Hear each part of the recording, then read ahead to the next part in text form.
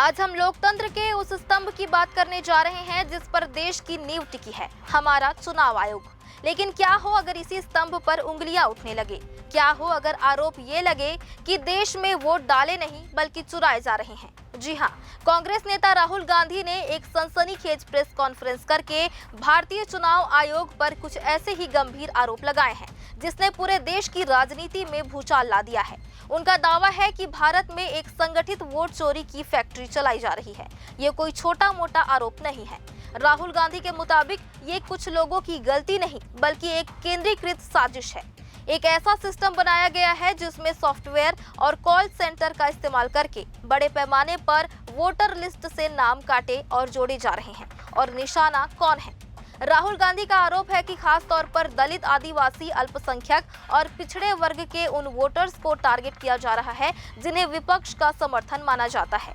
अब आप सोच रहे होंगे कि इतने बड़े आरोप का सबूत क्या है? राहुल गांधी खोखले दावे नहीं कर रहे बल्कि वो सबूतों के साथ सामने आए हैं। उन्होंने कर्नाटक के आलंद विधानसभा क्षेत्र का एक केस स्टडी पेश किया जो इस पूरे गोरख धंधे की परतें खोलकर रख देता है। कहानी शुरू होती है एक बूथ लेवल ऑफिसर यानी BLO से। जब एक ऑफिसर ने वोटर लिस्ट चेक की तो उसके पैरों तले जमीन खिसक गई। लिस्ट से उसके सगे चाचा का नाम ही गायब था। जब उन्होंने इसकी पड़ताल शुरू की तो एक के बाद एक चौंकाने वाले खुलासे हुए। पता चला कि अकेले आलंद में 68 वोट काटने की कोशिश की गई थी। और ये सब कैसे किया गया? तरीका और भी हैरान करने वाला था।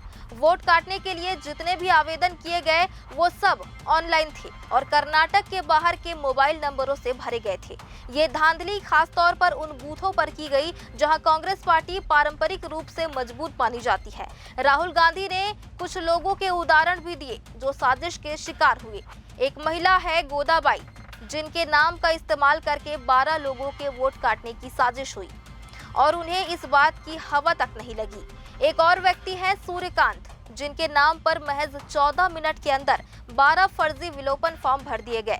सूर्यकांत खुद प्रेस कॉन्फ्रेंस में मौजूद थे और उन्होंने इस बात की पुष्टि की। लेकिन जो सबसे बड़ा सबूत इस मामले में सॉफ्टवेयर के इस्तेमाल की ओर इशारा करता है वो है नागराज नाम के एक व्यक्ति का केस। नागराज के नाम से सिर्फ 36 सेकंड के अंदर 2 अलग अलग वोट काटने के आवेदन किए गए। आप ही सोचिए, क्या कोई इंसान 36 सेकंड में 2 ऑनलाइन फॉर्म भर सकता है? ये साफ तौर पर एक ऑटोमेटेड सॉफ्टवेयर की तरफ इशारा करता है। अब सवाल उठता है कि जब ये सब हो रहा था तो चुनाव आयोग क्या कर रहा था? राहुल गांधी का सबसे गंभीर आरोप यहीं से शुरू होता है। उन्होंने दावा किया कि कर्नाटक CID ने इस मामले की जांच के लिए पिछले 18 महीनों में चुनाव आयोग को 18 बार चिट्ठियां लिखी। CID ने उन डिवाइस की IP एड्रेस, पोर्ट नंबर और OTP ट्रेल्स की जानकारी मांगी जिनका इस्तेमाल इन फर्जी आवेदनों के लिए किया गया था। लेकिन आरोप है कि चुनाव आयोग ने एक भी चिट्ठी का जवाब नहीं दिया। राहुल गांधी ने सीधे सीधे मुख्य चुनाव आयुक्त यानी CEC ज्ञानेश कुमार पर इन वोट चोरों को बचाने का आरोप लगाया है। उन्होंने कहा कि चुनाव आयोग की ये चुप्पी और निष्क्रियता इस बात का सबूत है कि वो इस धांधली में शामिल लोगों को बचा रहे हैं। प्रेस कॉन्फ्रेंस के अंत में राहुल गांधी ने चुनाव आयोग को एक सीधी चेतावनी दी है। उन्होंने मांग की है कि CEC ज्ञानेश कुमार 1 हफ्ते के अंदर CID को वो सारा डेटा मुहैया कराएं जिसकी मांग की जा रही है। उन्होंने कहा अगर 1 हफ्ते में डेटा नहीं दिया गया तो ये साबित हो जाएगा कि CEC ज्ञानेश कुमार भारत के संविधान की हत्या में शामिल हैं और वो वोट चोरों की मदद कर रहे हैं। ये आरोप बेहद संगीन है। ये सिर्फ कुछ वोटों का हेरफेर नहीं बल्कि हमारे लोकतंत्र की बुनियाद पर हमला है। राहुल गांधी का कहना है कि वो बिना ब्लैक एंड व्हाइट प्रूफ के कोई आरोप नहीं लगाते। अब गेंद चुनाव आयोग के पाले में है। क्या वो इन सवालों का जवाब देंगे? क्या वो डेटा जारी रखेंगे या फिर मामला भी राजनीति, आरोप प्रत्यारोप के शोर में कहीं दब जाएगा?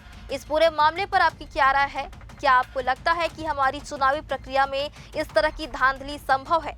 और अगर ऐसा है तो लोकतंत्र को बचाने के लिए हमें और आपको क्या करना चाहिए? अपनी राय नीचे कमेंट्स में जरूर बताइएगा। अगर आपको हमारी ये खबर पसंद आई हो तो इस वीडियो को लाइक करें, हमारे चैनल को सब्सक्राइब करना ना भूलें। नमस्कार।